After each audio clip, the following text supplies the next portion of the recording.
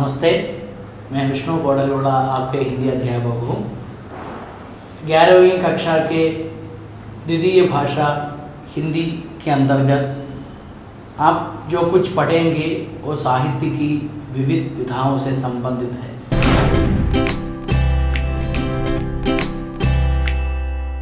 वो +1 second language Hindi വിഷയത്തിനുള്ളിൽ നിങ്ങൾ സാഹിത്യത്തിൽ ബന്ധപ്പെട്ട ധാരാളം കാര്യങ്ങൾ പഠിക്കും.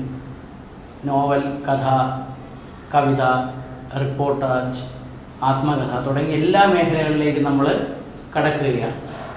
നമ്മൾ 10ാം ക്ലാസ് വരെ ഹിന്ദിയിൽ നമ്മൾ പഠിച്ചിരിക്കുന്നത് സാഹിത്യത്തിലെ എല്ലാ മേഖലയും ചേർത്താണ്. നിങ്ങൾ 10ാം ക്ലാസ് വരെ ഹിന്ദിയിൽ പഠിച്ചിരിക്കുന്നതെങ്കിൽ ഹയർ സെക്കൻഡറി തലത്തിലേക്കാകുമ്പോൾ അതിൻ്റെ ഗുണനിലവാരം ഒന്നുകൂടി മെച്ചപ്പെടുകയാണ്. അതായത് നമ്മുടെ സാഹിത്യത്തിലെ വിവിധ തലങ്ങളിലേക്ക് കടക്കുകയാണ്. കവിത, നോവൽ, നാടകം, ട്രാൻസ്ലേഷൻ തുടങ്ങി സാഹിത്യത്തിൻ്റെ എല്ലാ മേഖലകളിലൂടെയും കടന്നു പോകുന്ന ഒരു അധ്യയനമാണ് ഹയർ സെക്കൻഡറി തലത്തിൽ ഒരുക്കിയിരിക്കുന്നത്. അപ്പോൾ +1 ഹിന്ദിയെ സംബന്ധിച്ച് നമ്മൾ പറയുകയാണെന്നുണ്ടെങ്കിൽ വളരെ സ്റ്റാൻഡേർഡായിട്ടുള്ള സാഹിത്യ രൂപങ്ങളിലുള്ള രചനകളെയാണ് നിങ്ങളുടെ പാഠപുസ്തകത്തിൽ ഉൾപ്പെടുത്തിയിരിക്കുന്നത്. അപ്പോൾ ആദ്യം എനിക്ക് പറയാനായിട്ടുള്ളത് എന്ന് പറയുന്നത്, പുസ്തകം അവൈലബിൾ അല്ലാത്ത കുട്ടികൾ ചെയ്യേണ്ട പ്രധാനപ്പെട്ട കാര്യം, നിങ്ങൾ ഗൂഗിളിൽ നിന്നും പുസ്തകം ഡൗൺലോഡ് ചെയ്യാവുന്നതാണ്. SSCERTയുടെ വെബ്സൈറ്റിലൂടെ നിങ്ങൾക്ക് ഹയർ സെക്കൻഡറിയുടെ പുസ്തകങ്ങൾ ഡൗൺലോഡ് ചെയ്യാം. കാരണം നമ്മൾ ഭാഷാ വിഷയങ്ങൾ പഠിക്കുമ്പോൾ പുസ്തകം അനിവാര്യമാണ്. നമുക്ക് പുസ്തകമില്ലാതെ ഭാഷാ വിഷയങ്ങൾ ഒരിക്കലും കൈകാര്യം ചെയ്യാൻ സാധ്യമല്ല.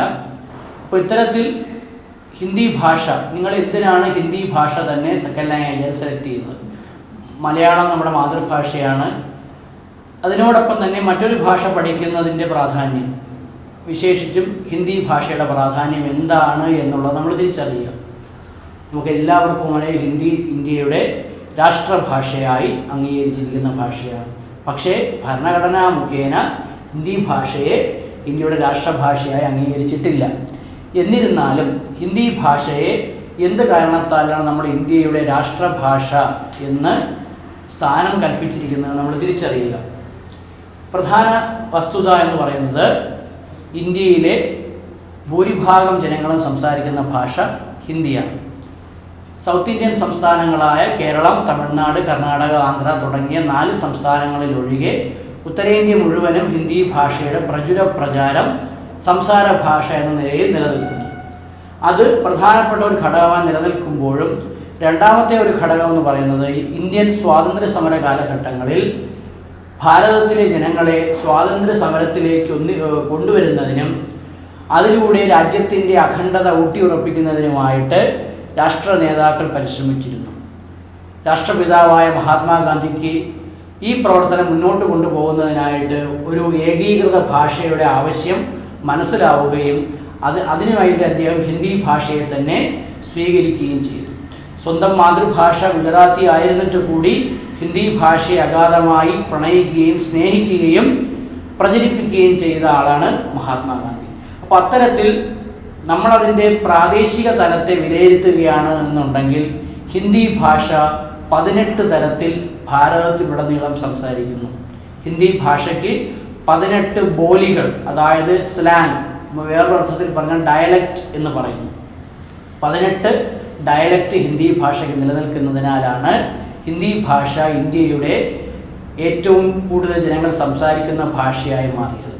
രാഷ്ട്രഭാഷ എന്നതിലുപരി ഹിന്ദി ഭാഷയ്ക്ക് ഭരണഘടനാ സാധുത നൽകുന്ന മറ്റൊരു കാര്യമാണ് ഇന്ത്യയുടെ രാജഭാഷ, അതായത് ഇന്ത്യയുടെ ഒഫീഷ്യൽ ലാംഗ്വേജ്, ഔദ്യോഗിക ഭാഷ എന്ന പദവിയും ഹിന്ദി ഭാഷയ്ക്ക് നിലവിലുണ്ട്. ഇന്ത്യൻ ഭരണഘടനയിലൂടെ ഹിന്ദി ഭാഷയെ ഇന്ത്യയുടെ രാജഭാഷ, ഒഫീഷ്യൽ ലാംഗ്വേജായിട്ട് അംഗീകരിച്ചിരിക്കുന്നു.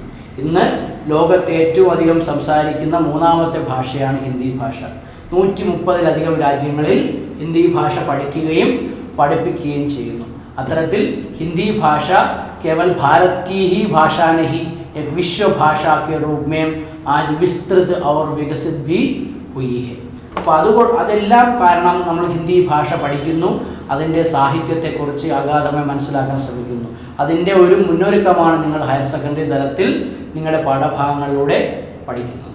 അപ്പോൾ ഇത്തരത്തിൽ ഹിന്ദി ഭാഷയുടെ പ്രാധാന്യവും ആ പഠനത്തിൻ്റെ പ്രസക്തിയും നിങ്ങളുടെ ജീവിതത്തിൽ അല്ലെങ്കിൽ സാഹിത്യ പ്രവർത്തനത്തിൽ മുന്നോട്ടുള്ള പഠനത്തിൽ വളരെയധികം പ്രയോജനം ചെയ്യുമെന്ന് വിശ്വസിച്ചുകൊണ്ട് നമുക്ക് ഈ 1ാം വർഷ ഹയർ സെക്കൻഡറി 1ാം വർഷ ഹിന്ദി ക്ലാസ്സുകളിലേക്ക് കടക്കാം.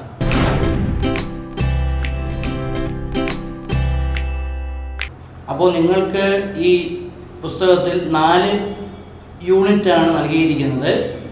ഈ 4 യൂണിറ്റിലുമായി പല വിഭാഗത്തിൽപ്പെടുന്ന രചനകളെയാണ് നിങ്ങൾ പഠിക്കുന്നത്. ആദ്യത്തെ യൂണിറ്റിൻ്റെ പേര് എന്ന് പറയുന്നത് സപ്നെ സുഹാനെ എന്നുള്ളതാണ്. ആ യൂണിറ്റിൻ്റെ ഉള്ളിൽ ഒരു ലഘുകഥ, അനുതാപ് എന്ന് പറയുന്ന ഒരു ലഘുകഥ, ജയശങ്കർ പ്രസാദ് എഴുതിയ മധു ഋതു എന്ന് പറയുന്ന ഒരു കവിത, ഒരു കത്ത്, നാടകത്തിൻ്റെ ഒരു രൂപാന്തരണം, ഇവയാണ് 1ാമത്തെ അധ്യായത്തിൽ പഠിക്കുവാനായി നൽകിയിരിക്കുന്നത്. 2ാമത്തെ യൂണിറ്റിൻ്റെ പേര് എന്ന് പറയുന്നത് ചാന്ദ് സിത്താരെ എന്നുള്ളതാണ്. ആ യൂണിറ്റിൻ്റെ ഉള്ളിൽ ആദ്യം പ്രാചീന പദ്യങ്ങൾ തുടങ്ങിയ കാര്യങ്ങളും പിന്നീട് ഒരു സിനിമയുടെ അവലോകനവും ഒരു എഡിറ്റോറിയൽ, പിന്നീട് ഒരു ആധുനിക കവിത, ഇവയാണ് 2ാമത്തെ അധ്യായത്തിൽ പഠിക്കുവാൻ നൽകിയിരിക്കുന്നത്. 3ാമത്തെ അധ്യായം എന്ന് പറയുന്നത് ജാൻ പെഹച്ചാൻ. ആ അധ്യായത്തിനുള്ളിൽ ആദ്യം ഒരു നിബന്ധ്, അതായത് ഒരു എസ്സേ നൽകിയിരിക്കുന്നു, തുടർന്ന് ഒരു കവിത നൽകിയിരിക്കുന്നു, അത് കഴിഞ്ഞിട്ടൊരു അനുവാദം, ട്രാൻസ്ലേഷൻ നൽകിയിരിക്കുന്നു, ശേഷം ഒരു കഥ, ദുഃഖ് എന്ന് പറയുന്ന ഒരു കഥ നൽകിയിരിക്കുന്നു. 4ാമത്തെ അധ്യായം എന്ന് പറയുന്നത് ദർ കിനാർ എന്ന് പറയുന്നതാണ്. അതിലാദ്യം അപരാധ് എന്ന് പറയുന്ന ഉദയപ്രകാശിൻ്റെ ഒരു കഥ, പിന്നീട് ടെക്നിക്കൽ ടെർമിനോളജി, അതായത് പാരിഭാഷിക് ശബ്ദാവലി, ഇംഗ്ലീഷ് ടു ഹിന്ദി നൽകിയിരിക്കുന്നു, തുടർന്ന് കവിത, ഒരു ആധുനിക കവിത, പവൻ കരൺ എന്ന് പറയുന്ന കവിയുടെ ഒരു കവിത നൽകിയിരിക്കുന്നു.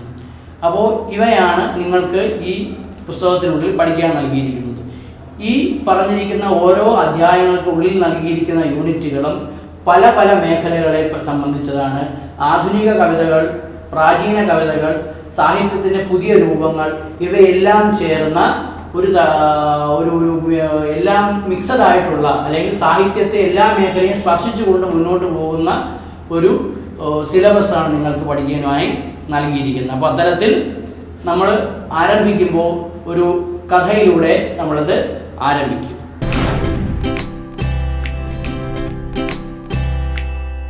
അപ്പോൾ നമ്മളുടെ ആദ്യത്തെ യൂണിറ്റ് സപ്നെ സുഹാനെ എന്നുള്ള ആ ഇക്കായിയുടെ ഉള്ളിൽ ആദ്യത്തേത് അനുതാപ് എന്ന് പറയുന്ന ഒരു ലഘുകഥയാണ്. അപ്പോൾ ലഘുകഥ എന്നതുകൊണ്ട് ഉദ്ദേശിക്കുന്നത് എന്താണ്? നമ്മൾ കഥ കേട്ടിട്ടുണ്ട്, നോവൽ കേട്ടിട്ടുണ്ട്, എല്ലാം കേട്ടിട്ടുണ്ട്. അപ്പോൾ അതിൽ ലഘുകഥ എന്നതിൻ്റെ വ്യത്യസ്തത എന്താണ്? ലഘുകഥ എന്നോട് സൂചിപ്പിക്കുന്നത് എന്താണ്? കഥ എന്ന് പറയുമ്പോൾ ജീവിതത്തിലെ ഏതെങ്കിലും ഒരു അംശം, അല്ലെങ്കിൽ ജീവിതത്തിലെ ഏതെങ്കിലും ഒരു ഘടനയെ ആസ്പദമാക്കി നമ്മൾ ചിത്രീകരിക്കുന്നതാണ് കഥ എങ്കിൽ, സമഗ്രമായ ജീവിതത്തിൻ്റെ ഒരു എത്തിനോട്ടമാണ് നോവൽ എന്ന് പറയുന്ന വിഭാഗം. എന്നാൽ ലഘുകഥ എന്ന് പറയുന്നത് ജീവിതത്തിലെ ഏതെങ്കിലും ഒരു നിമിഷത്തെ അല്ലെങ്കിൽ ഒരു സംഭവത്തെ ആസ്പദമാക്കി ചിത്രീകരിക്കുന്നതാണ് ലഘുകഥ. അപ്പോൾ ധാരാളം ലഘുകഥകൾ ആധുനിക കാല സാഹിത്യത്തിലെ എല്ലാ ഭാഷകളിലും ഉണ്ടായിട്ടുണ്ട്. അപ്പോൾ ഹിന്ദിയിലും ഒത്തിരി ലഘുകഥകൾ ഉണ്ടായിട്ടുണ്ട്. അപ്പോൾ ഷേപ്പ് കൊണ്ട് അല്ലെങ്കിൽ സൈസ് കൊണ്ട് വളരെ ചെറുതാണ് ലഘുകഥയെങ്കിലും ലഘുകഥയിൽ പറഞ്ഞിരിക്കുന്ന വസ്തുതകൾ വളരെയധികം എഫക്റ്റീവും സെൻസിറ്റീവുമായിട്ടുള്ള കാര്യങ്ങൾ ലഘുകഥയിലൂടെ അവതരിപ്പിക്കാൻ സാധിക്കും എന്നുള്ളതാണ് ലഘുകഥയുടെ ഏറ്റവും വലിയ പ്രത്യേകത. അപ്പം അത്തരത്തിൽ ആധുനിക ഹിന്ദി സാഹിത്യത്തിൽ ലഘുകഥാ കെ ക്ഷേത്രമേം അഗ്രണി സാഹിത്യകാർ ഹെ സുഹേഷ് സാഹിനി. സുഹേഷ് സാഹിനിയുടെ അനുതാപ് എന്ന് പറയുന്ന ഒരു ലഘുകഥയാണ് നിങ്ങൾക്ക് ആദ്യമായി പഠിക്കുവാൻ നൽകിയിരിക്കുന്നത്. അപ്പോൾ നിങ്ങളുടെ പുസ്തകത്തിൽ കൊടുത്തിരിക്കുന്ന ലഘുകഥ എന്താണ് എന്നുള്ള ആ ഭാഗം ഞാൻ ഇവിടെ വായിക്കാം. ലഘുകഥ ആകാർ മേ ലഘു ഹോനെ കെ ബാവജൂദ് കഹാനി കാ ഏക് പ്രകാർ ഹെ. ലഘുകഥ എന്ന് പറയുന്നത് സൈസ് കൊണ്ട് വളരെ ചെറുതാണെങ്കിലും കഥയുടെ ഒരു പാർട്ട് തന്നെയാണ് ലഘുകഥ എന്ന് പറയുന്നത്. ലഘുകഥ കാ ഭേദ് മാത്ര ആകാർ ഗത് ന ഹോക്കർ അനുഭൂതി കി സംശ്ലിഷ്ടത കോ ലേക്കർ ഹെ. അപ്പോൾ സൈസ് കൊണ്ട് ചെറുത് എന്നത് മാത്രമല്ല സൂചിപ്പിക്കുന്നത് അനുഭൂതി, നമ്മുടെ അനുഭൂതിയുടെ ആ ചുരുക്കം തന്നെയാണ് ലഘുകഥ എന്ന് പറയുന്നത്. ലഘു കഥ കഥാ കാ ലഘുതം രൂപ ഹൈ പരന്തു കഥാ സാരാംശ നഹി. നമ്മൾ ശ്രദ്ധിക്കേണ്ട കാര്യം, ലഘുകഥ കഥയുടെ ലഘുവായ രൂപം തന്നെയാണ്, പക്ഷെ ഒരിക്കലും അത് കഥയുടെ സാരാംശം അല്ലെങ്കിൽ സമ്മറി അല്ല. മനുഷ്യ की ओर से जिंदगी में कहीं कहीं जाने अनजाने गलतियां होते हैं. മനുഷ്യ ജീവിതത്തിൽ അറിഞ്ഞും അറിയാതെയും ധാരാളം തെറ്റുകൾ നമ്മൾ ചെയ്യാറുണ്ട്. कुछ गलतियां ऐसी है जिसकी मरहम पट्टी संभव है परंतु कुछ का कोई इलाज संभव नहीं. ചില തെറ്റുകൾ നമുക്ക് ഉണക്കാൻ സാധിക്കും. ആ തെറ്റുകൾ മൂലം ഉണ്ടാകുന്ന മുറിവ് നമുക്ക് ഉണക്കാൻ സാധിക്കുമെങ്കിൽ ചിലത് ഹൃദയഭേദകമായി തന്നെ തുടരുക തന്നെ ചെയ്യും. जिस मनुष्य के दिल में सहजीव के प्रति संवेदना है वह ऐसी हालत में पश्चाताप विवश जाएगा. ഏത് മനുഷ്യന്റെ ഉള്ളിലാണോ സഹജീവികളോട് കരുണയും സ്നേഹവും കാത്തു സംരക്ഷിക്കാനുള്ള ഒരു താല്പര്യമുള്ളത്, അവൻ തീർച്ചയായും ഇത്തരത്തിലുള്ള സന്ദർഭങ്ങളിൽ പശ്ചാത്താപം പ്രകടിപ്പിക്കുക തന്നെ ചെയ്യും. അപ്പോൾ അത്തരത്തിൽ പശ്ചാത്താപവുമായി ബന്ധപ്പെട്ട ജീവിതത്തിലെ ഒരു മർമ്മസ്പർശിയായ ഒരു സംഭവത്തെ ആസ്പദമാക്കിയിട്ടുള്ള വളരെ മർമ്മപ്രധാനമായ ലഘുകഥയാണ് അനുതാപ് എന്ന് പറയുന്നത്. അപ്പോൾ നമ്മൾ ഇനി ആ അനുതാപ് എന്ന് പറയുന്ന കഥയിലേക്ക് കടക്കുകയാണ്. बाबूजी आइए मैं पहुंचाया देता हूँ. एक रिक्शे वाले ने उसके नजदीक आकर कहा. असलम अब नहीं आएगा, क्या हुआ उसको? रिक्शे में बढ़ते हुए उसने लापरवाही से पूछा. पिछले 4-5 दिनों से असलम ही उसे दफ्तर पहुंचाता रहा था. ബാബുജി, അതായത് സാർ, വന്നാലും ഇരുന്നാലും എന്ന് പറയുകയാണ്. ഒരു റിക്ഷാവാല ഉത്തരേന്ത്യയിൽ നമ്മളിവിടെ ഓട്ടോറിക്ഷ നടത്തുന്നത് പോലെ അവിടെ റിക്ഷ, ഒരാൾ മറ്റൊരാളെ ഇരുത്തി വലിച്ചുകൊണ്ട് പോകുന്ന ഒരു വാഹനം, റിക്ഷയുടെ അടുക്കൽ വന്നിട്ട് അദ്ദേഹം പറഞ്ഞു, അസ്ലം ഇനി വരില്ല, എന്തു പറ്റി അയാൾക്ക്? അപ്പോൾ ആ റിക്ഷയിൽ ഇരുന്നു കൊണ്ട് വളരെ കെയർലെസ് ആയിട്ടാണ് അദ്ദേഹം ഈ ചോദ്യം ചോദിച്ചത്. കഴിഞ്ഞ 4-5 ദിവസമായിട്ട് അസ്ലമാണ് ഇദ്ദേഹത്തെ ഓഫീസിലേക്ക് കൊണ്ടെത്തിക്കുന്നത്. ബാബുജി അസ്ലം നഹി രഹ, അസ്ലം ജീവിച്ചിരിപ്പില്ല. എന്തുപറ്റി? പക്ഷേ ഷാക്സാലക, അദ്ദേഹത്തിന് അത് കേട്ടപ്പോൾ വെള്ളിടി വെട്ടിയതുപോലെ തോന്നി. കൽത്തോ ഭലാ ചഗാഥ, പക്ഷെ ഇന്നലെ വരെ അദ്ദേഹം വളരെ ഹെൽത്തി ആയിരുന്ന ആളല്ലേ, ഇന്ന് എന്തു പറ്റിപ്പോയി അദ്ദേഹത്തിന്? ഉസ്കെ ദോനോ ഗുർദോ മേം ഖരാബി ഥി, ഡോക്ടർ ने റിക്ഷാ ചലാനെ സെ മനാ കർ രഹാ ഥാ. അപ്പോൾ ഈ റിക്ഷാവാല പറയുന്ന മറുപടി എന്ന് പറയുന്നത് അസ്ലമിന് 2 കിഡ്നിയും കംപ്ലൈൻ്റ് ആയിരുന്നു എന്നുള്ളതാണ്. ഡോക്ടർ റിക്ഷ നടത്തുന്നത് വിലക്കിയിരുന്നു, പക്ഷേ അദ്ദേഹം അത് കേട്ടിരുന്നില്ല. ഉസ്കി ആവാസ് മേം ഗഹരി ഉദാസി ഥി, അപ്പോൾ ഇത് പറയുമ്പോൾ ആ റിക്ഷാക്കാരൻ്റെ ശബ്ദം ഇടറിയിരുന്നു. കൽ ആപ്കോ ദഫ്തർ പഹുഞ്ചാക്കർ ലൗട്ടാ തോ पेशाब बंद हो गया था, अस्पताल ले जाते समय उसने रास्ते में ही दम तोड़ दिया था. ഇന്നലെ താങ്കളെ ഓഫീസിൽ വിട്ട് തിരിച്ച് വീട്ടിലേക്ക് ചെന്ന സമയത്ത് അദ്ദേഹത്തിന് ആരോഗ്യ പ്രശ്നങ്ങൾ കലശലാവുകയും അദ്ദേഹത്തിന് മൂത്രതടസ്സം അനുഭവപ്പെടുകയും ഹോസ്പിറ്റലിലേക്ക് എത്തിക്കുന്നതിന് മുന്നേ തന്നെ അദ്ദേഹം ജീവൻ വെടിയുകയും ചെയ്തു എന്ന് ഈ റിക്ഷാക്കാരൻ അദ്ദേഹത്തെ അറിയിക്കുകയാണ്. आगे वह कुछ नहीं सुन सका, एक सन्नाटे ने उसे अपने आगोश में ले लिया. പിന്നീട് അദ്ദേഹത്തിന് ഒന്നും കേൾക്കാൻ കഴിഞ്ഞില്ല, അദ്ദേഹത്തിന് ചുറ്റും നടക്കുന്നതൊന്നും മനസ്സിലാക്കാൻ കഴിഞ്ഞിരുന്നില്ല. ആ നിശബ്ദത അദ്ദേഹത്തിൻ്റെ ഉള്ളിൽ ഇങ്ങനെ കൂടുന്നതായിട്ട് അദ്ദേഹത്തിന് അനുഭവപ്പെടുകയാണ്. കൽ കി ഘടന ഉസ്കി ആംഖോं के आगे സജീവ് ഹോടി, ഇന്നലെ നടന്ന സംഭവങ്ങളെല്ലാം അദ്ദേഹത്തിന്റെ ഉള്ളിൽ ഇപ്പോഴും സജീവമായി നിലനിൽക്കുകയാണ്. Rickshaw Nataraj talkies Parker Bade ഡാക് ഖാനെ की ओर जा रहा था. അദ്ദേഹം നടരാജ് തിയേറ്ററിന് സമീപത്തു കൂടി ആ പോസ്റ്റ് ഓഫീസിന് മുന്നിലേക്ക് പോവുകയായിരുന്നു റിക്ഷയിലേക്ക്. റിക്ഷ ചലാത്തെ ഹുയെ അസ്ലം ധീരെ ധീരെ കരാഹ് രഹാ ഥാ. ആ റിക്ഷ വലിച്ചു കൊണ്ടുപോകുന്ന സമയത്ത് അസ്ലം വളരെ തേങ്ങിയാണ്, അദ്ദേഹം കിതച്ചാണ് ആ റിക്ഷ മുന്നോട്ട് നയിച്ചിരുന്നത്. ബീച്ച് ബീച്ച് മേ ഏക് ഹാത്ത് സെ പേട്ട് പക്കറ്റ് ലേതാ ഥാ. ഇടയ്ക്കിടയ്ക്ക് വേദന കലശലാകുമ്പോൾ അദ്ദേഹം കൈകൾ കൊണ്ട് വയറ്റിൽ പിടിക്കുമായിരുന്നു. സാമനെ ഡാക് ബംഗളെ തക് ചढ़ाई ही चढ़ाई थी. ആ പോസ്റ്റ് ഓഫീസിന് സമീപം റോഡ് ഒരു കയറ്റം ഉള്ള ഭാഗമാണ്. ഈ കയറ്റത്തിൽ അദ്ദേഹത്തെ ഇരുത്തി ഇദ്ദേഹം വളരെ ആയിച്ച് അല്ലെങ്കിൽ വേച്ച് അദ്ദേഹം റിക്ഷ വലിച്ചു മുന്നോട്ട് കൊണ്ടുപോവുകയാണ്. ഏക് ബാർഗി ഉസ്കി ഇച്ഛാ ഹുയി ഥി കി റിക്ഷേ സെ ഉത്തർ ജായേ. അപ്പോൾ നമ്മുടെ ലേഖകൻ ഒരിക്കൽ ചിന്തിച്ചു, ഞാൻ റിക്ഷയിൽ നിന്ന് ഇറങ്ങി നടന്നാലോ, അപ്പോൾ എൻ്റെ ഭാരവും കൂടി ഇദ്ദേഹം താങ്ങേണ്ടി വന്നതിന് അദ്ദേഹം വളരെയധികം വിഷമിക്കുകയാണ്. അഗലേ ഹി ക്ഷൺ ഉസ്നെ ഖുദ് കോ സമझाया था रोज का मामला है कब तक उतरता रहेगा ये लोग नाटक भी खूब कर लेते हैं. അപ്പോൾ അദ്ദേഹം അടുത്ത നിമിഷം ചിന്തിച്ച കാര്യം, ഇങ്ങനെ ഞാൻ ഇറങ്ങി നടക്കുകയാണെങ്കിൽ ഏതുവരെ ഞാൻ നടക്കും? ഇവർക്ക് നിത്യതൊഴിൽ അഭ്യാസമാണിത്. മാത്രവുമല്ല ഇവർ ഇത് ഒഴിവാക്കാനായിട്ട് പല അഭ്യാസങ്ങളും കാണിക്കും എന്ന് അദ്ദേഹം മനസ്സിൽ ചിന്തിക്കുകയാണ്. അപ്പോൾ ഇൻകേ സാദ് ഹംദർദി ജതാന ബേവ്കൂഫി ഹോഗി. അപ്പോൾ ഇത്തരത്തിലുള്ള ആൾക്കാരോട് ആത്മാർത്ഥത കാണിക്കുന്നത് അല്ലെങ്കിൽ സിമ്പതി കാണിക്കുന്നത് മണ്ടത്തരമാകും എന്ന് അദ്ദേഹം ചിന്തിക്കുകയാണ്. അനാപ് ശനാപ് പൈസേ മാങ്തേ ഹെ കുച്ച് കഹോ തോ സറേ ആം റിക്ഷേ സെ ഉത്തർ പടാ ഥാ. വെറുതെ അതും ഇതും പറഞ്ഞ് പൈസ മേടിക്കുന്നതിനേക്കാൾ ജോലി ചെയ്ത് പൈസ മേടിക്കട്ടെ എന്ന കാഴ്ചപ്പാടിൽ അദ്ദേഹം റിക്ഷയിൽ തന്നെ ഇരിക്കുകയാണ്. ദാഹിന ഹാത്ത് ഗദ്ദി പർ ജമാക്കർ ചढ़ाई पर റിക്ഷ ഖീഞ്ച് രഹാ ഥാ. അദ്ദേഹത്തിൻ്റെ ഒരു കൈ അദ്ദേഹം ആ സീറ്റിൽ വളരെ പ്രസ് ചെയ്തുകൊണ്ട് ആ റിക്ഷ വലിച്ചു മുന്നോട്ട് കൊണ്ടുപോകുകയാണ്. വഹ് ബുരി തരഹ് ഹാഫ് രഹാ ഥാ ഗഞ്ചേ സിർ പർ പസീനെ കി നന്നി നന്നി ബൂന്തേം ദിഖായി ദേനെ ലഗി. അദ്ദേഹം വളരെ മോശം, അദ്ദേഹത്തിൻ്റെ ആരോഗ്യനില വളരെ മോശമായി പോയിക്കൊണ്ടിരിക്കുന്നു. അദ്ദേഹം വളരെ ഉച്ചത്തിൽ ചുമക്കുകയാണ്. അദ്ദേഹത്തിൻ്റെ ആ നെറ്റിത്തടങ്ങളിൽ വിയർപ്പ് തുള്ളികൾ പൊടിയുന്നത് ലേഖകന് നല്ല രീതിയിൽ കാണാൻ സാധിക്കും. കിസി കാർ കെ ഹോൺ സെ ചൗങ്കർ വഹ് വർത്തമാൻ മേ ആ ഗയ. ആ സമയത്താണ് സമീപത്തു കൂടി വന്ന ഒരു കാർ ഹോൺ മുഴക്കിയത് കേട്ട് അദ്ദേഹം സൈഡിലേക്ക് മാറുകയാണ്. റിക്ഷ തേസി സെ നടരാജ് സെ ഡാക് ബംഗ്ലേ വാലി ചढ़ाई की ओर बढ़ रहा है.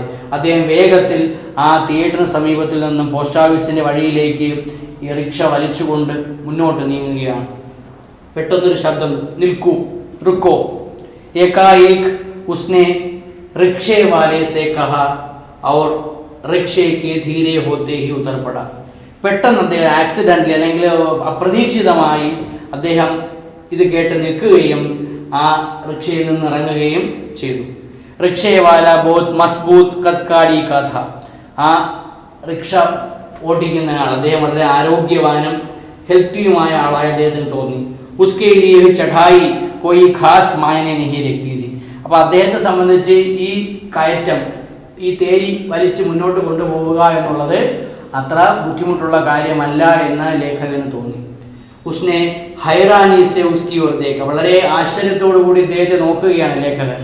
ഓ കിസി അപരാധി കി ഭാന്തി സിർ ചുഖായി റിക്ഷേ കെ സാത്ത് സാത്ത് ചൽ രഹാ ഥാ. അദ്ദേഹം എന്തോ ഒരു തെറ്റ് ചെയ്തതുപോലെ അദ്ദേഹം ആ റിക്ഷയിൽ നിന്ന് ഇറങ്ങി മുന്നോട്ട് പോവുകയാണ്. അപ്പോൾ നമ്മൾ ഇപ്പോൾ അവസാനം പറഞ്ഞ സംഭവം രണ്ടാമത് അദ്ദേഹം റിക്ഷയിൽ കയറിയതാണ്. അദ്ദേഹത്തിന് പഴയ സംഭവം ഓർമ്മ വന്നതാണ് നമ്മൾ ഈ ആദ്യം പറഞ്ഞിട്ടുള്ളത്. ആ കാർ ഹോൺ മുഴക്കിയപ്പോൾ അദ്ദേഹം ഫ്ലാഷ് ബാക്ക് ശൈലി പറയുന്നത് പോലെ അദ്ദേഹം പഴയതിലേക്ക് തിരികെ വരികയാണ്. അപ്പോൾ അദ്ദേഹത്തിന് മനസ്സിലായ കാര്യം എന്ന് പറയുന്നത്, തൻ്റെ ആരോഗ്യസ്ഥിതി മോശമായിരുന്നിട്ടും അത് പുറത്തറിയിക്കാതെ തനിക്ക് ജീവിക്കാൻ ബുദ്ധിമുട്ടുള്ളത് കൊണ്ട് ആ ആരോഗ്യം ഗുരുതരാവസ്ഥയിലായ സന്ദർഭത്തിലും അദ്ദേഹം ജോലി ചെയ്തിരുന്നു. അപ്പോൾ താൻ അറിഞ്ഞോ അറിയാതെയോ അദ്ദേഹത്തിൻ്റെ മരണത്തിന് കാരണക്കാരനായി എന്നുള്ള ചിന്തയാണ് ലേഖകൻ്റെ ഉള്ളിലൊരു പശ്ചാത്താപം സൃഷ്ടിച്ചത് എന്ന് നമുക്ക് പറയാം. അതാണ് ഇവിടെ അനുതാപ്, ഒരു പശ്ചാത്താപം എന്നതുകൊണ്ട് ലേഖകൻ ഉദ്ദേശിച്ചിരിക്കുന്നത്. അപ്പോൾ ചെറിയ ഒരു സംഭവത്തെ ആസ്പദമാക്കി നമ്മുടെ മനസ്സിൽ ഒരു സെൻസിറ്റീവായ ഒരു ചിന്ത കോറിയിടുന്ന സുന്ദരമായ ഒരു ലഘുകഥയാണ് അനുതാപ് എന്ന് പറയുന്നത്.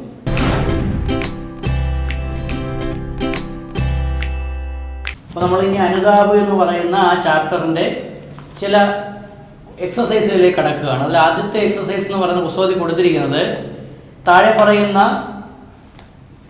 വാക്യങ്ങൾ ഏത് കഥാപാത്രവുമായി ബന്ധപ്പെട്ടിട്ടുള്ളത് എന്നുള്ളതാണ്. അപ്പോൾ ആദ്യത്തെ സെൻറ്റൻസ് ഞാനിവിടെ നോട്ട് ചെയ്യാം.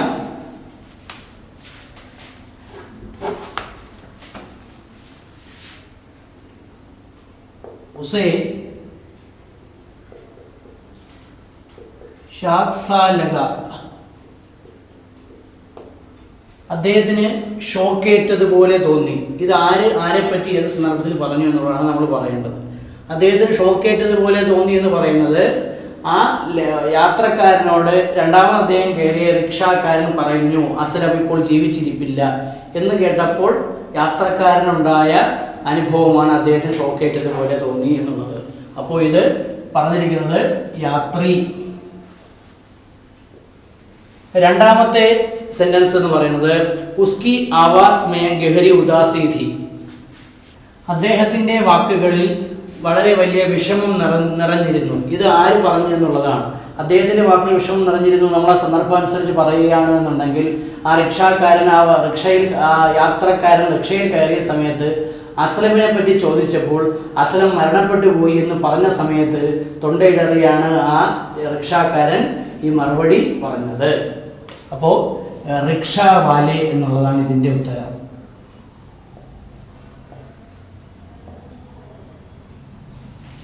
മൂന്നാമത്തെ വാക്യം എന്ന് പറയുന്നത് ഉസ്നെ രാസ്തേ മേ ഹി ദം തോട് ദിയ. വഴിയിൽ വെച്ച് തന്നെ അദ്ദേഹം ജീവൻ വെടിഞ്ഞു എന്നുള്ളതാണ്. അപ്പോൾ നമുക്ക് സംശയം പറയാം അസ്ലമിനെ കുറിച്ചിട്ടുള്ള വാക്യമാണ്.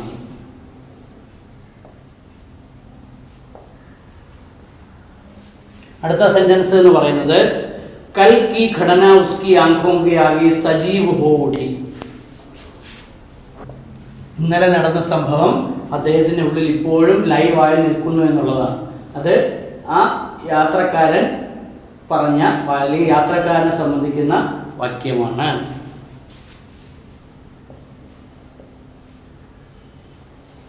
അടുത്ത സെന്റൻസ് എന്ന് പറയുന്നത് ഏക് ബാർ കി ഉസ്കി ഇച്ഛാ ഹുയി കി റിക്ഷേ സേ ഉതർ ജായേ. ഒരിക്കൽ അദ്ദേഹത്തിന് തോന്നി റിക്ഷയിൽ നിന്ന് ഇറങ്ങി നടന്നാലോ എന്ന്.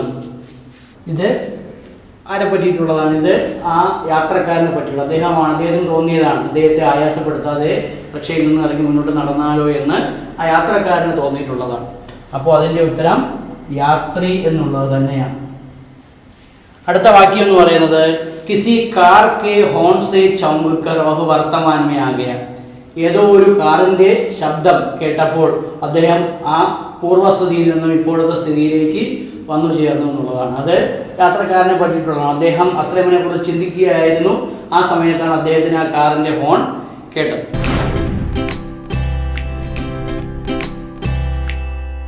അടുത്ത വാക്യം എന്ന് പറയുന്നത് ഉസ്കേ ലിയേ യഹ് ചढ़ाई ഖാസ് മായനെ നഹി രഖ്തി ഥി.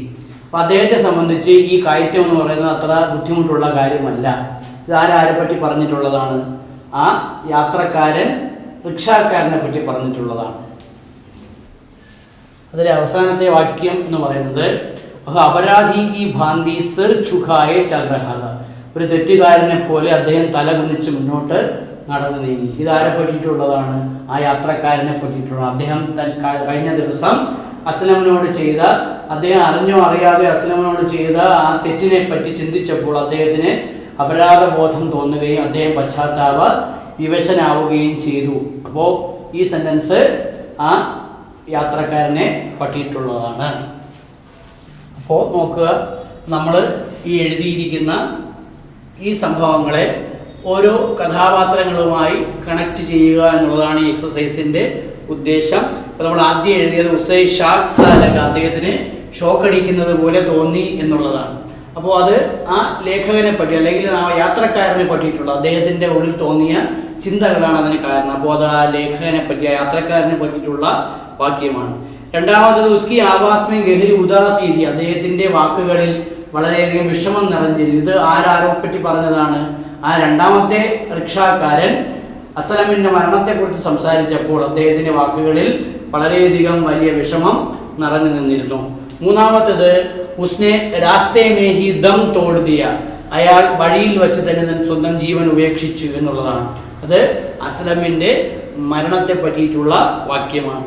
അടുത്ത വാക്യം എന്ന് പറയുന്നത് കൽ കി ഘടന ഉസ്കി ആംഖോं के सामने സജീവ് ഹോ ഉഠി. ഇന്നലെ നടന്ന സംഭവം തൻ്റെ കണ്ണുകളുടെ മുന്നിൽ അദ്ദേഹത്തിൻ്റെ ഉള്ളിൽ ഇപ്പോഴും സജീവമായി നിലനിൽക്കുന്നു. ആ യാത്രക്കാരന് അസ്ലമിൻ്റെ ആ ആരോഗ്യം മോശമായ അവസ്ഥയെക്കുറിച്ച് തോന്നിയ ആ ചിന്തകളാണ് ഈ വാക്യത്തിന് അടിസ്ഥാനം. അപ്പോൾ അത് ആ യാത്രക്കാരൻ പറഞ്ഞിട്ടുള്ള വാക്യമാണ്. അടുത്ത വാക്യം ഏക് ബാർഗി ഉസ്കി ഇച്ഛാ ഹുയി റിക്ഷേസ് ഉത്തർ ജായ. ഒരിക്കൽ അദ്ദേഹത്തിന് തോന്നി ആ റിക്ഷയിൽ നിന്ന് ഇറങ്ങി നടന്നാലോ എന്ന്. അത് ആ രണ്ടാമത്തെ റിക്ഷാക്കാരനോട് അദ്ദേഹം പറയുന്നതായിട്ട് ചിന്തിക്കുകയാണ്. അസ്ലം വളരെ വേച്ച് ആ റിക്ഷ മുന്നോട്ട് നയിക്കുന്നത് കണ്ടപ്പോൾ അതിൽ നിന്നും ഇറങ്ങി നടന്നാലോ എന്ന് അദ്ദേഹത്തിന് തോന്നി. അപ്പോൾ അത് യാത്രി പറഞ്ഞ വാക്യം, അല്ലെങ്കിൽ യാത്രയെ സംബന്ധിക്കുന്ന വാക്യമാണ്. അവസാന വാക്യം തന്നിരിക്കുന്നത് കിസി കാർ കെ ഹോൺ സെ ചൗങ്കർ വഹ് വർത്തമാൻ മേ ആ ഗയ. ഏതോ കാറിന്റെ ശബ്ദം കേട്ടിട്ട് അയാൾ ഈ പ്രസന്റ് സിറ്റുവേഷനിലേക്ക് വന്നു. അതായത് അസ്ലമിനെ കുറിച്ച് ചിന്തിച്ചിരുന്ന അവസ്ഥയിൽ നിന്നും പുതിയ അവസ്ഥയിലേക്ക് അദ്ദേഹം എത്തിച്ചേർന്നു എന്നുള്ളതാണ്. അപ്പോൾ അത് ആ യാത്രക്കാരനെ സംബന്ധിക്കുന്ന വാക്യമാണ്. ഇങ്ങനെ പരീക്ഷയ്ക്കാണെങ്കിൽ നമുക്ക് പുസ്തകത്തിൽ നിന്നും ഡിസോർഡറായ ധാരാളം വാക്യങ്ങൾ തന്നിരിക്കും. അപ്പോൾ നിങ്ങൾ അതിനെന്ത് ചെയ്യണം? നിങ്ങളതിനെ ഓർഡർ ചെയ്ത് സംഭവം അനുസരിച്ച് എഴുതുക. അപ്പോൾ അതിനാദ്യം നമ്മൾ പുസ്തകത്തിൽ അല്ലെങ്കിൽ ആ അധ്യായം വളരെ കൃത്യമായി വായിച്ച് മനസ്സിലാക്കുക എന്നുള്ളത് തന്നെയാണ് അതിൻ്റെ ബേസിക് ആയിട്ടുള്ള കാര്യം എന്ന് പറയുന്നത്. രണ്ടാമത്തെ എക്സസൈസായി ഇവിടെ പറഞ്ഞിരിക്കുന്നത് യാത്രി കാ മൻ സംഘർഷസെ ഭരാത. ആ യാത്രക്കാരൻ്റെ മനസ്സ് ദുഃഖങ്ങളും സംഘർഷങ്ങളും നിറഞ്ഞിരുന്നു. അപ്പോൾ അപ്ന സംഘർഷ് ഡയറി മേ ലിഖ. അദ്ദേഹം തൻ്റെ മനസ്സിലുണ്ടായ ദുഃഖത്തെയും സംഘർഷത്തെയും ഡയറിയിൽ കുറിച്ചു.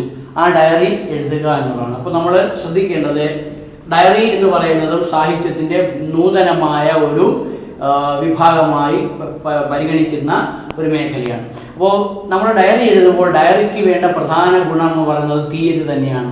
തീയതി വയ്ക്കാതെ ഡയറി എഴുതി കഴിഞ്ഞാൽ നമുക്കതിന് മാർക്ക് കിട്ടുകയില്ല. അപ്പോൾ തീയതി വെക്കുക, വലതുവശത്ത് വലതുവശത്തായി നമ്മൾ എഴുതുന്നതിന് മുകളിൽ വലതുവശത്തായി നമ്മൾ തീയതിയും പ്ലേസും വയ്ക്കും. പ്ലേസ് വയ്ക്കുന്നത് നിർബന്ധമൊന്നുമില്ല, തീയതി തീർച്ചയായും തീയതി വയ്ക്കുക. തീയതി വച്ചിട്ട് നമ്മൾ ആ സംഭവങ്ങൾ വിവരിക്കുക. അപ്പോൾ ഇവിടെ അസ്ലമിൻ്റെ ജീവിതവുമായി ബന്ധപ്പെട്ട സംഭവങ്ങൾ എന്താണ് എന്നുള്ളതാണ് നമ്മളതിൽ സൂചിപ്പിക്കുക. നമ്മളത് എഴുതുന്നതിനായിട്ട് 4 പോയിന്റുകൾ നമുക്കിവിടെ ഓർമ്മിക്കേണ്ടതായിട്ടുണ്ട്. ആദ്യത്തെ പോയിന്റ് എന്ന് പറയുന്നത് അസ്ലം കി മൃത്യു കി ഖബർ. അസ്ലമിൻ്റെ മരണവാർത്ത അറിഞ്ഞ ആ സംഭവം. അസ്ലം കെ പ്രതി അപ്ന വ്യവഹാർ. അസ്ലമിനെ കുറിച്ച് അദ്ദേഹം ചെയ്ത പെരുമാറ്റം, അല്ല അദ്ദേഹം അസ്ലമിനോട് എങ്ങനെ പെരുമാറി എന്നുള്ളത് അദ്ദേഹം അതിൽ കുറിക്കും. ഹംദർദി കാ അഭാവ്. ഒരു സിൻസിയറിറ്റി അല്ലെങ്കിൽ സിമ്പതി കാണിക്കാനുള്ള ഒരു മനസ്സ് അദ്ദേഹം കാണിച്ചില്ല എന്നുള്ളതാണ്. 4ാമത്തെ പോയിന്റ് പശ്ചാത്താപുസെ ഉത്പന്ന അനുതാപ്. അപ്പം അദ്ദേഹത്തിന് ആ താൻ ചെയ്ത പ്രവൃത്തിയിൽ തോന്നിയ പശ്ചാത്താപം മൂലമുണ്ടായ ഒരു സിമ്പതി. അവസാനം ഈ പറഞ്ഞ പോയിന്റുകളെല്ലാം വെച്ചുകൊണ്ട് നമ്മൾ ഡയറി എഴുതുന്നതായിരിക്കും. അപ്പോൾ ഡയറി ചിത്രീകരിക്കുക നമ്മൾ ശ്രദ്ധിക്കേണ്ട പ്രധാനപ്പെട്ട കാര്യം തീയതി വിട്ടുപോകാതെ സൂക്ഷിക്കുക. തീയതിയില്ലാതെ നമ്മൾ ഡയറി എഴുതുക എന്നുണ്ടെങ്കിൽ അതിന് നമുക്ക് മാർക്ക് ലഭിക്കുന്നതല്ല എന്നുള്ളത് ചിന്തിക്കുക. അടുത്ത ഒരു ഭാഗമായി എക്സസൈസ് നൽകിയിരിക്കുന്നത് താഴെ തന്നിരിക്കുന്ന സംഭവങ്ങളെ ആധാരപ്പെടുത്തി അനുതാപ് എന്ന് പറയുന്ന ഈ തലക്കെട്ടിൻ്റെ സാർത്ഥകത അല്ലെങ്കിൽ അതിൻ്റെ പ്രസക്തി എന്താണെന്ന് പരിശോധിക്കുക. അപ്പോൾ പാഠ്യക്കെ കേന്ദ്രഭാവ സൂചിത് കർത്തായ. അപ്പോൾ അത് നമ്മൾ ചിന്തിക്കേണ്ട പ്രധാന പോയിന്റ് എന്ന് പറയുന്നത് ഈ പാഠഭാഗത്തിൻ്റെ കേന്ദ്രഭാവമാണ് അനുതാപ് എന്ന് പറയുന്നത്. അല്ലെങ്കിൽ ആ കഥയുടെ കേന്ദ്ര ബിന്ദു എന്ന് പറയുന്നതാണ് ആ അസ്ലം എന്ന വ്യക്തിയോട് ഈ യാത്രക്കാരൻ അല്ലെങ്കിൽ ലേഖകന് തോന്നിയ ഒരു പശ്ചാത്താപം. അതൊരു വിഷമാവസ്ഥയിൽ നിന്നും ലേഖകന് ആ അസ്ലം എന്ന് പറയുന്ന റിക്ഷാക്കാരനോട് തോന്നിയ സഹാനുഭൂതി. ചരം സീമാ തക് പഠനേക്കോ പ്രേരിത് കർത്താ ഹെ. അപ്പോൾ ആ അങ്ങേയറ്റത്തെ അവസ്ഥയിൽ എത്തുന്നവരെ നമ്മളെ ഇതിനെ വായിക്കാൻ പ്രേരിപ്പിക്കുന്ന ഒരു കഥയായി നമ്മളിതിനെ മാറ്റേണ്ടതുണ്ട്. അപ്പോൾ അത്തരത്തിലുള്ള ഒരു പ്രവർത്തനം ഈ തലക്കെട്ടിന് വളരെയധികം ചേരുന്നതാണ്. സംക്ഷിപ്ത് പർ സ്പഷ്ട് ഹെ. കഥ വളരെ സംക്ഷിപ്തമാണ്, പക്ഷേ വളരെ ക്ലിയറും വ്യക്തവുമായി ലേഖകൻ ആ കഥ അവതരിപ്പിച്ചിരിക്കുന്നു. സാർത്ഥക് ഏവം സംഗത് ഹെ. ഈ തലക്കെട്ട് ഇതിന് വളരെയധികം യോജിച്ചതാണ് എന്ന് നമ്മൾ ഈ പറഞ്ഞ സംഭവങ്ങളിലൂടെ അവസാനം സമർത്ഥിക്കുക എന്നുള്ളതാണ് ഇതിൽ പറഞ്ഞിരിക്കുന്ന പ്രധാനപ്പെട്ട കാര്യങ്ങൾ. അപ്പോൾ ഈ അനുതാപ് എന്ന് പറയുന്ന ഈ ലഘുകഥ നമ്മൾ ആദ്യം സൂചിപ്പിച്ച പോലെ സൈസ് കൊണ്ട് ലഘുവാണെങ്കിലും അതിൽ പറഞ്ഞിരിക്കുന്ന കാര്യങ്ങൾ ഒട്ടും തന്നെ ലഘുവല്ല.